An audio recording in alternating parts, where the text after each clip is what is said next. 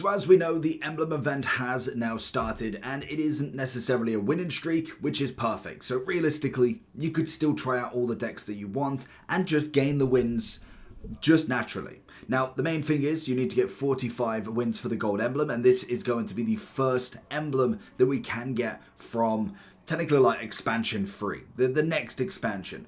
Obviously, you're going to get some pack hourglasses from doing all this, and then also some Stardust. Whether you actually like the Stardust or not is totally up to you. But the big question is, what decks can you do to make this a little bit easier? Now, there is some decks, if you go to Pokemon Meta, if you go to the Limitless Pokemon TCG where they show you tournaments, you can kind of see which decks are being used. And if you are playing the game naturally as you do kind of try out new decks from the Dialga, the Greninja, the Darkrai, the Mewtwo, they're still pretty much all there, to be honest. It's not as if they just took a complete shift and nobody is using a Mewtwo deck or nobody's using Gyarados. There is a lot of different decks that you can use, and the big thing is there's not really a big kind of deal on making sure the consistency is key with this, because like I say, you could happily go with a Darkrai deck and do 45 wins over 125 games. It's still possible, but you want to get there as quick as possible, let's be real. So if you go over to here, you can obviously see some tournament decks, you could see the 5+ win streak, and then obviously you've got some new cards. If you just wanted to try out new decks, it will give you some inspiration. So for instance, I really liked the Infernape deck. You've got obviously a few different types that you can use. So as you can see, you've got the Infernape with the 2 fire energies, discard all, so make sure you're only putting 2 on, and then you've got Giratina for Levitate, then you've obviously got Spiritomb. This tag does 10 damage to each of your opponent's Pokemon. Again, whether you're going to utilize that with the energy or not, I don't think you would, but each to their own. And if you do just keep changing, you'll see a few different things. Obviously Moltres, you've then got the likes of just Moltres and Infernape.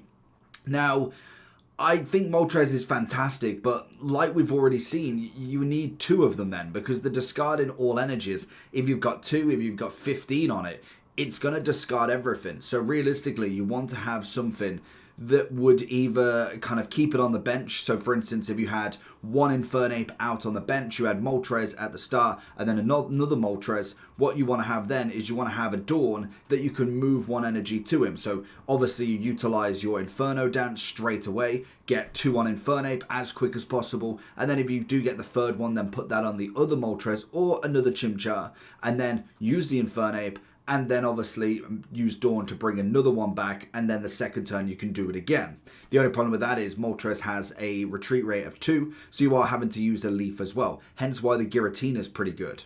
Then obviously if we have a look at any others, you've got Moltres and Moltres again, and Magmar thrown in there, Slugma and Macargo. Interesting, never really seen it. So there is a lot of different decks that you can go with there. So realistically, your first place is going to be your number 1 slot, because that's going to be people who have utilized these decks and won first place in a tournament. I don't know if it's a specific tournament, like is it over 100 people, over 1,000 people. These are just decks that have been confirmed to have won. Now, one of my favorite decks that have come from the new set that I must admit is worth a try is going to be a Darkrai deck. Now, you've got a few different ones that you can go with. My personal favorite is going to be that, but slightly different. I don't know if they've got it on here.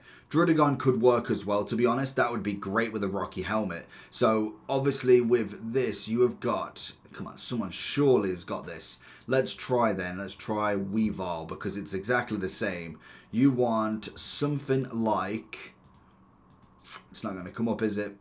It's basically 2 Weaviles, 2 Darkrai's, and 2 Greninjas. Or you could even just go 1 Greninja, but personally that's been absolutely incredible. This is another fantastic deck that's been coming about. But basically the premise of the deck is you want Sneasel in as quick as possible, then Weavile in as quick as possible, because every time that you do 1 energy, you then have damage on the opponent. It will do an extra 40, meaning without weakness, you are doing 70 damage with Weavile on the second turn if it's worked in that order. If you've got Sneasel in first and Weavile the next, it will work straight away. Then if you've got a Greninja built up, you can obviously use Water Shuriken for 20 every turn, and then giving an energy to Darkrai is going to be fantastic because you're getting 20 as well with his Nightmare Aura.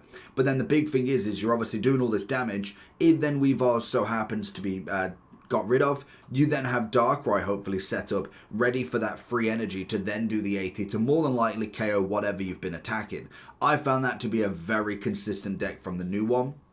We've obviously seen a lot of Greninja in general. We've seen a lot of Druddigon as well with the Rocky Helmet. Every time it's attacked, it does 40 damage to your opponent. That is a little bit of an annoyance one, but it still works if you wanted to try it out. We then have Dialga, who's had plenty of decks with the Melmetal, with who is the other one? Is it Heatran? I want to say it might be Heatran. You've got Skarmory, obviously now Skarmory, however you want to pronounce it. Always coming in. Yanmega's definitely been up there as well. Never really seen a Yanmega and Dialga one. You've obviously got a little bit of Shaman for the healing factors. Mew obviously for the hacking. And I swear it was Heatran I want to say that we saw in this. There it is. Heatran. This Pokemon also does 20 damage to itself. It wasn't that then. It was something else. Let's have a look at the top cards. Can we do this by... I want to do it by type. Is it steel? Steel? Or is it not gone steel? Metal? Metal. I thought it was steel. It is Bastiodon. This is a pain if you go against him. Obviously, he's got his ability. So basically, if you get him in, he's obviously got the headbang as the 80. But the guarded grill, if any damage is done to this Pokemon, you have to do a coin flip. And if this Pokemon is basically heads, you will take 100 less. So if you do 150 from a Mewtwo, it's only 50. That is, in the dying embers of the game, the most frustrating thing going. We also then have the likes of Regigigas. You have loads and loads of different decks that you can use. You can still go with the oldies and goldies. You've got Mewtwo, still a fantastic deck as we already know. Obviously with Guard, with Sigilyph, with Mew if you really wanted to. Double Mewtwo on there.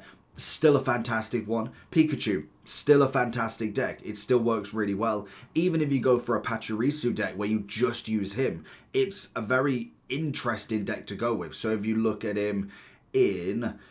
He's got to be here, surely.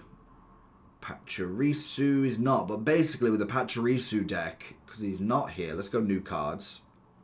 You basically just use the 2 Pachirisus and then just loads of tools, loads of items, loads of supports. And literally, because you've obviously got only them 2, you get one at the very start. If you get a Pokeball, you get that one straight away. And then obviously add the tools to both of them. If you've got Rocky Helmets or Capes, then obviously that's going to add that effect. What you do from there is, because you've obviously got that damage in, basically you are doing 80 every time from the second energy, and it's just consistent.